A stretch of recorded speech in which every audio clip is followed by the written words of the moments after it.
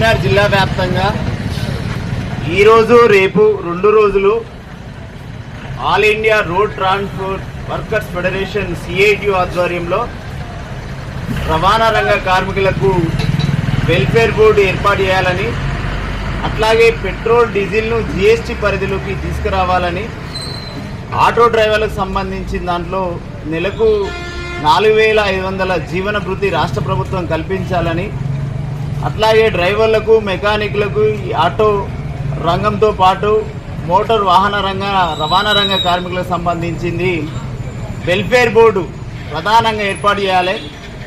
అసంఘటిత రంగ కార్మికులు వీళ్ళు స్వయం ఉపాధితోటి పనిచేస్తూ ఉన్నారు.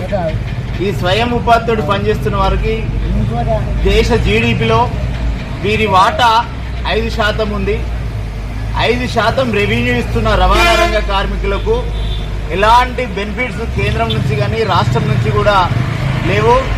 కాబట్టి వెల్ఫేర్ బోర్డు కేంద్ర బడ్జెట్ నుంచి 1% వెల్ఫేర్ బోర్డులో ఇవ్వడం వల్ల రవాణా రంగ కార్మికులకు ప్రమాదం జరిగినప్పుడు కానీ, హాస్పిటలైజేషన్ అయినప్పుడు కానీ, కుటుంబ సభ్యులకు ఏదైనా చదువులో సహకారం చేయడంలో కానీ అనేక విధాలుగా ఈ వెల్ఫేర్ బోర్డు అనేది పనిచేస్తుంది. ఇది దేశవ్యాప్తంగా మా డిమాండ్ ఉంది.